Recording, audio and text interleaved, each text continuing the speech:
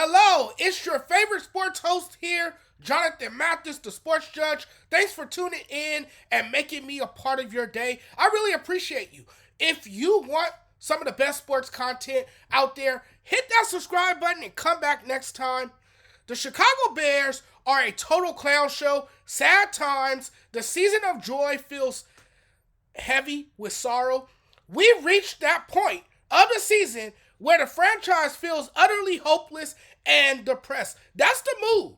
And honestly, this has been a really challenging last few months for the Chicago Bears.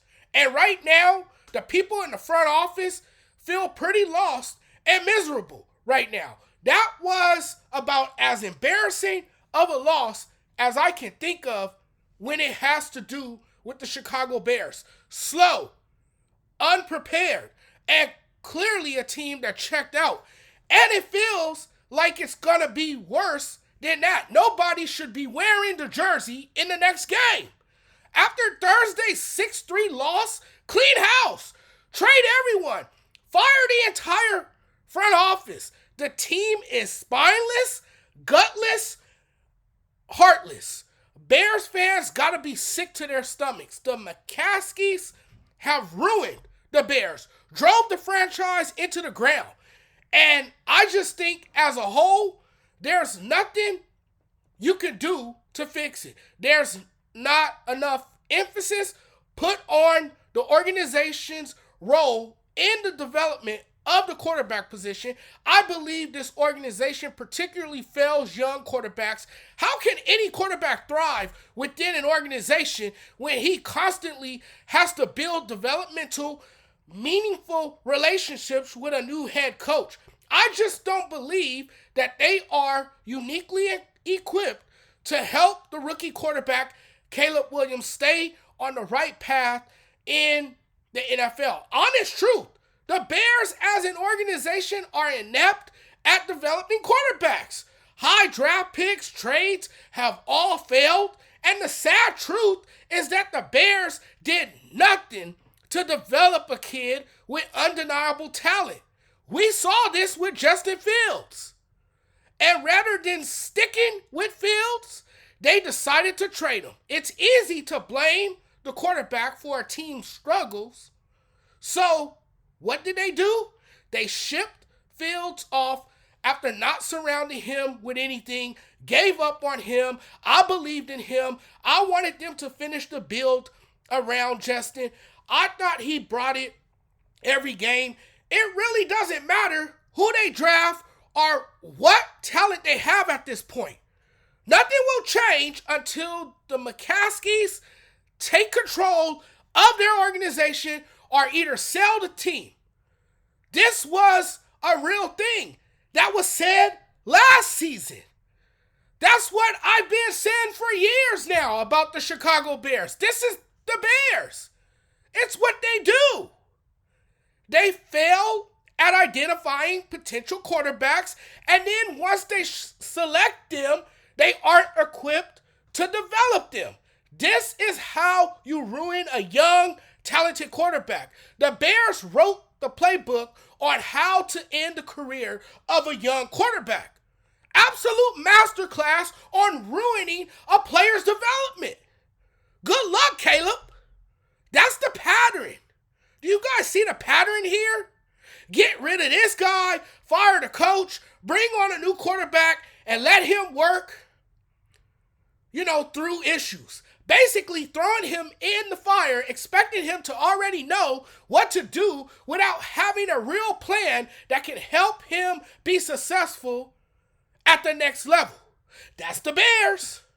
And all this noise now will unfortunately diminish Caleb's NFL career because he hasn't lived up to the hype. The Bears cycle. Hire a head coach, keep him after midseason, get rid of a promising quarterback that hasn't developed, draft the new quarterback of the future, waste his first year in a system that doesn't fit his strengths, fire the head coach and GM. Brand new regime. Rinse, recycle, and repeat. You see the pattern? You're just repeating the process. This pathetic franchise can't do anything right. I don't see how anyone can look at this last loss and think, yeah, they can compete with the rest of the NFL. That's only something a naive, delusional Bears fan would say. You know, it's so bad, I'm not even sure a delusional Bears fan would say that. He or she will be honest enough to say, we suck. We stink. That loss on Thursday was inexcusable. No other way around it. They're the laughing stock of the NFL. The future looks bleak. No hope for 2024 and very little hope for 2025. I'm telling you guys now. I declared the team dead a long time ago. It's absolutely egregious that they have no trajectory, no drive, no identity, year in and year out. That game, it was pretty awful. It just goes to show how unready they are for real competition. Starts at the top with the front office. Until they move on from this current regime, I don't expect anything other than what we've already seen this year. It's a mess. It's disconnected. Caleb is doomed. He's in a world of trouble and sadly got drafted to the wrong organization that has already ruined him. We aren't allowing players to develop anymore. One bad season, and we're ready to toss them overboard. And that's why there has been two different quarterbacks and the same results. We watched this team be below average and drag itself a little slower into a grave. This is a whole new level of lows we are witnessing from the Bears. I think this is legitimately the worst Bears season I've seen when you weigh all the variables out. What we saw there Thursday night in all three phases, that's the same Bears team we all saw last season with Justin Fields as the quarterback. If you squint really hard, then you'll see that the problems are larger than just the quarterback. And look at where they are now. Where they were a year ago. Not even close to being a playoff contender. And when you look at the Bears and the way this season has played out, you would think by now that the real issue is the complete incompetence of the organization. It's the people running the organization. It's the people in control, the people in power that seems to be okay with this mediocrity. Poles ineptitude is on full display. I believe Poles is in over his head and his moves have not panned out. I want to be clear. The McCaskies and Ryan Poles are part of the problem. This franchise is years away from competing at any level. No plan to rebuild a winning football team. There is no development. This team hasn't improved. If anything, they've gotten worse. It's humanly impossible to run an NFL offense without a good development plan for your quarterback. You're not having much success. It's been a disaster with this front office. Just no patience and no plan or strategy for development. No future, no plan, no direction. A wasted season, a disaster of a season, not to mention the massive overvaluation of the quarterback. That's why the Bears quarterbacks are mostly duds in the NFL. Turns out being in your mid-20s, playing versus grown man doesn't translate to the pros. They're not getting trained properly, develop bad habits, and struggle. You don't draft projects in this scenario and expect them to start day one and be great the next day. It's you plan now or you're gone, basically. A big part of success is from management and situation.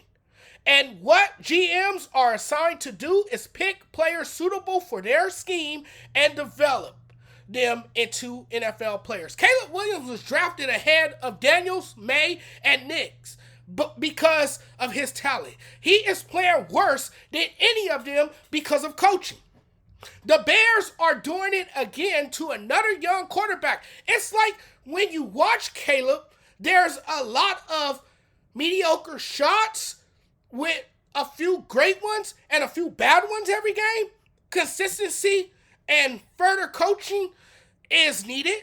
Like, he's decent. I wouldn't say he's this franchise quarterback. I don't know if he will ever be, but if the Bears want him to at least manage football games, then he clearly needs an adult in the room.